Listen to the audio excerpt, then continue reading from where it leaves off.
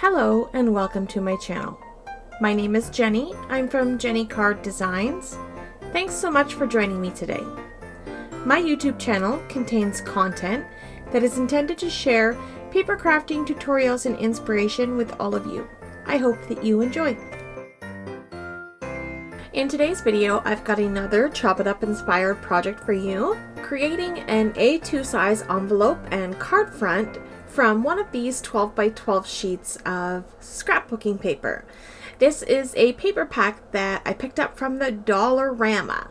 It was $4 and it has a beautiful plethora of designs inside of it. And I'm going to pull out one of these pieces. I'm going to make a card and envelope with it. So first up, I'm going to use my Jen-Velope template reference book, and it's going to tell me what size paper I need to start my project.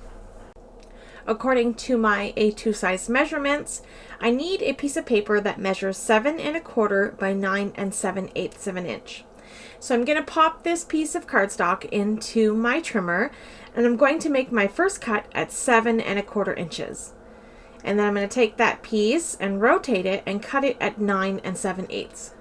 So this large piece is going to be what we create our envelope from. And then I've got another scrap left over here that measures 2 1/8 by 7 1/4. And I'm going to set that aside. We're going to use that later on.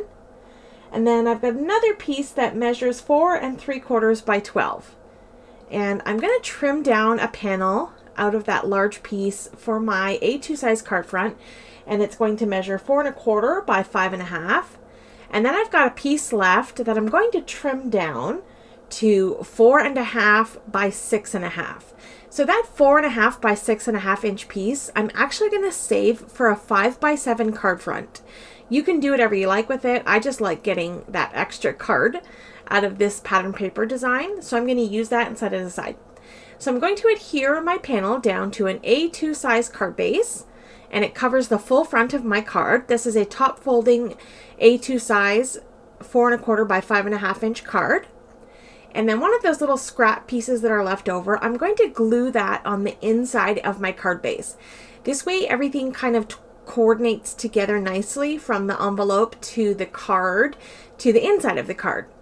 So I like how that pattern carries through. Super pretty.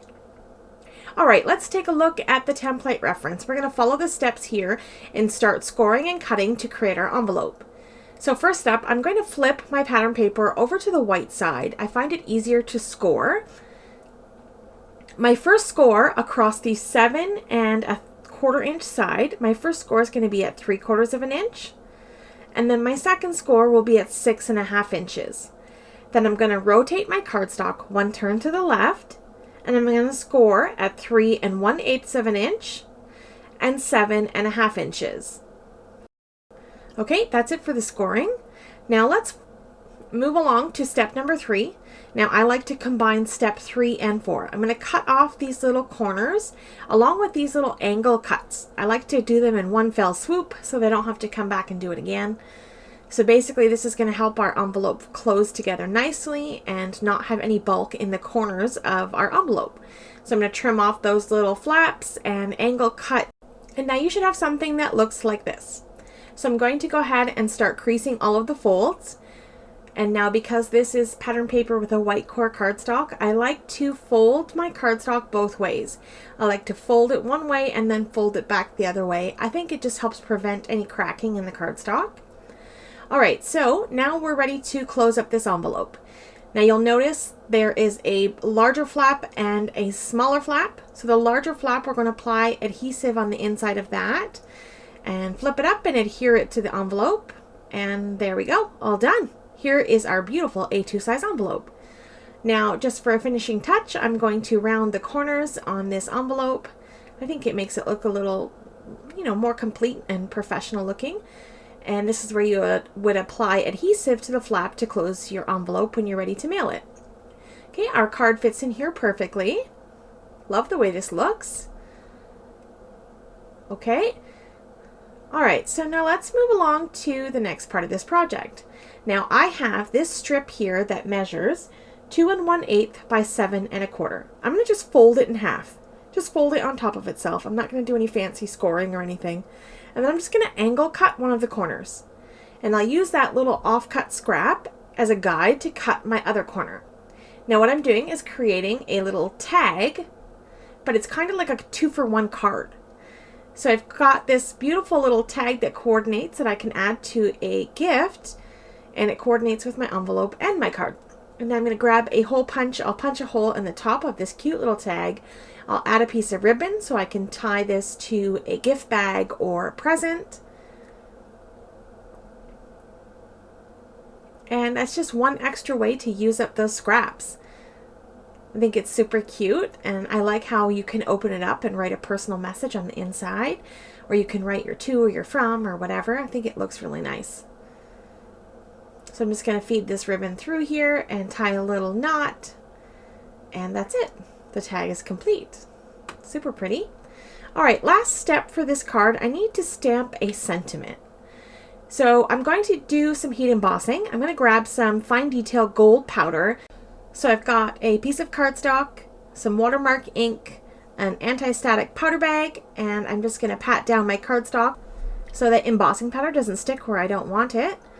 And I'm going to grab a jennycarddesigns stamp set. I'm not sure, I can't remember the name of it. I'll link in the description box down below. I'm just going to stamp this beautiful greeting that says Merry Christmas and Happy New Year.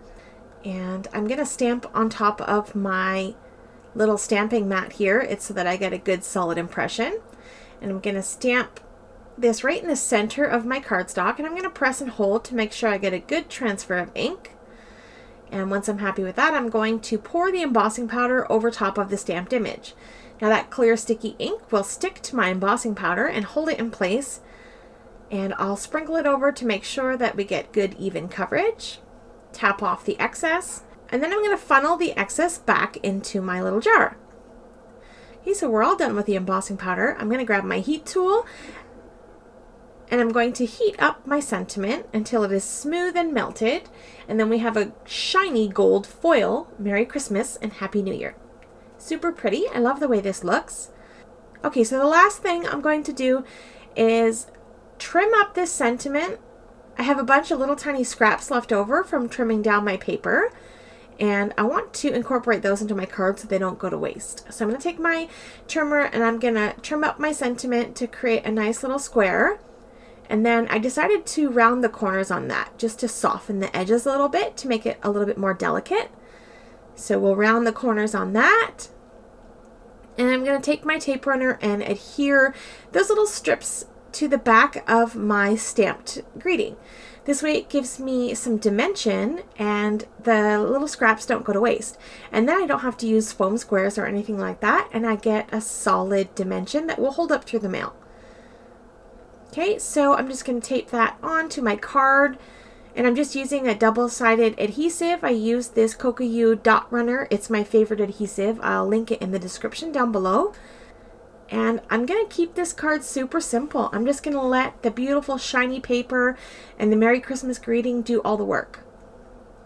I've got a little bit of sticky something something on the front of my stamped panel, so I'm going to grab my electronic eraser and just buff away that little sticky stuff. And that's it. This project is complete. So I get all of these beautiful things out of this one sheet of 12 by 12 cardstock. I've got a beautiful envelope, a card front, a card tag, plus an additional 5 by 7 card project for another card. This was super easy to make. Anybody could do it, and you can make classy and elegant Christmas cards within minutes. If you're interested in any of my template books, I have 2 available currently on my website and another surprise holiday one coming up in the next few days. So you can find all of that information in the description box down below. Okay, so that's it for today's video. Thank you so much for taking time out of your day to spend it here with me. I appreciate the support as always. Coming up on screen are a couple of videos I think you may enjoy, including the playlist to my Chop It Up series, where I share tons, and I mean tons, of ideas to chop up your cardstock, whether it's 12 by 12 or 6 by 6, whatever you got. Chop it up and use it and make some fun projects with it. Thanks again for joining me. Have yourself a lovely day, and I will see you in the next one. Bye!